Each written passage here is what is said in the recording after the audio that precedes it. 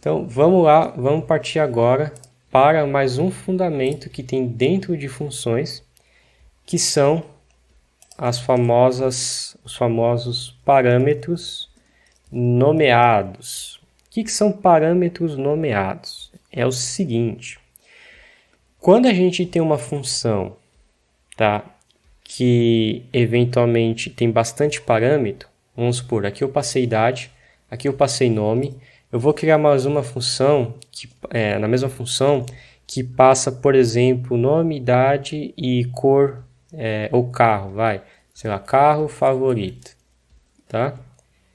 Ou, não, vamos mudar, vamos colocar aqui um booleano, se ele é administrador de um sistema, is_admin, e aí eu vou pôr ele como booleano. O is vem de admin, tá? Quando a gente trabalha com booleano, a gente sempre usa o is para marcar ele admin, para a gente conseguir falar com a língua mais fácil, né? Então ele é admin, ele não é admin, é mais fácil a gente falar dessa maneira. Ou, por exemplo, tem.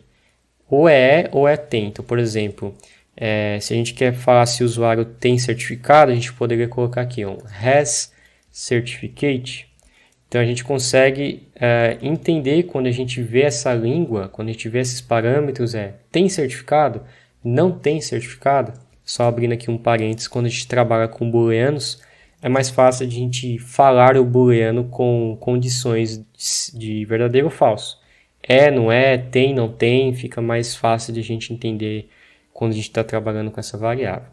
Mas voltando aqui, eu passei uma variável, is_admin, então, por exemplo, o Bruce eu vou passar falso, porque ele não é admin, e o Thiago eu vou passar true, porque ele é um admin do sistema. Então, aqui eu vou marcar também no print, sou admin, e eu vou pôr aqui o print para a gente verificar de cada usuário se ele é admin ou não. Então, obviamente vai ser aqui o Bruce com admin falso e o Thiago com admin true. Beleza.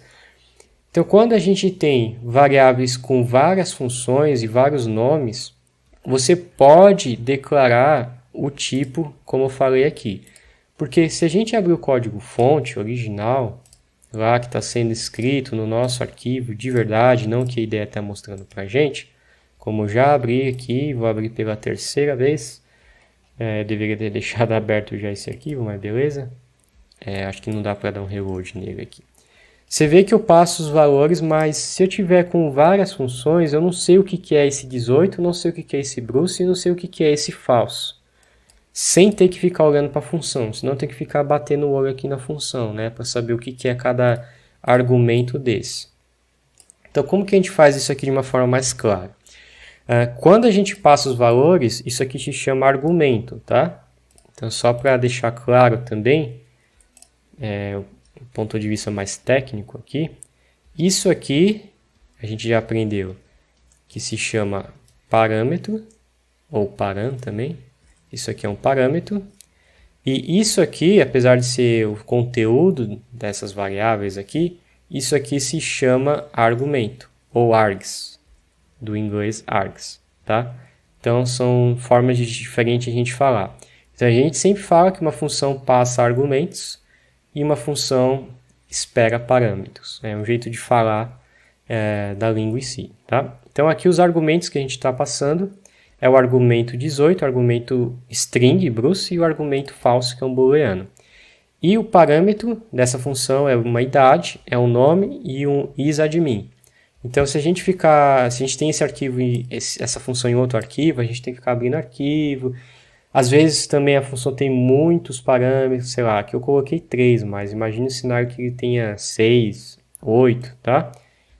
Então, tem uma forma que o Kotlin facilita para a gente enxergar esses nomes aqui. A gente pode passar o próprio nome com o igual do lado, tá? Então, a gente fala idade recebe 18, nome recebe Bruce e o is_admin recebe falso. Então, quando eu faço isso, eu estou dando o nome, realmente, que é o nome da variável que eu preciso, ele funciona da mesma forma. A diferença é que no arquivo final do projeto, ele consegue visualizar. Aqui eu não consigo dar um reload no arquivo, eu preciso abrir tudo de novo. É um saquinho isso aqui, mas tudo bem. Vamos lá. Vamos lá abrir ele de novo aqui. Vou deixar até o Finder aqui já aberto para a gente conseguir pré-visualizar. Então vamos abrir aqui o editor de texto de novo. E aí o editor de texto vai ter os parâmetros que eu passei aqui, da mesma forma aqui, tá vendo? Então a gente consegue passar o próprio nome se a gente quiser, é uma opção que eu tenho. Ou posso passar o nome do próprio parâmetro, ou não preciso passar, tá? Os dois funcionam da mesma forma, dentro do Kotlin aqui. Se você quiser também reorganizar a chamada, ele também permite fazer isso. Então, por exemplo, aqui o primeiro parâmetro é a idade, que é um inteiro, o segundo é nome, é string, e o terceiro é o admin, que é o booleano.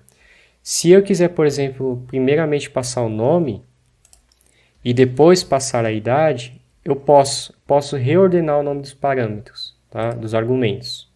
Mesmo que os parâmetros sejam em outra ordem, ele permite eu fazer isso. Tá? Então, se eu abrir aqui o nosso código de novo, você vai ver que eu mudei a ordem e ele continua executando, ele não deu nenhum erro de execução. Tá? Então, o Kotlin permite a gente brincar com a ordem dos componentes, dos argumentos que a gente está passando.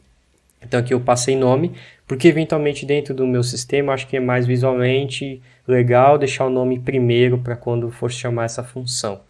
Eu acho que fica mais fácil eventualmente, tá? É uma regra que eu posso ter no meu sistema. E aí eu posso passar a ordem que eu quiser. Então, na segunda função, eu quero passar, por exemplo, nessa ordem aqui. E aí ele vai funcionar também, tá? Então, são algumas alternativas que o Kotlin te dá. Você pode usar aqui reordenar. Você pode reordenar. Você pode manter os parâmetros nas mesmas ordens e declarar eles, tá? Quando a gente for passar aqui nos argumentos. Ou você pode só chamar sem passar nenhum tipo de nome, sem declarar exatamente o nome desses argumentos. Ele também aceita aqui, por exemplo. Vamos passar aqui mais um aqui, a M como falso. Então aqui eu não declaro o nome do argumento, tá? São três formas de a gente fazer. As três funcionam, né, identicamente, vamos dizer assim, o resultado dela é o mesmo resultado, mas aí fica a critério do programador e desenvolvedor como ele quer fazer, beleza?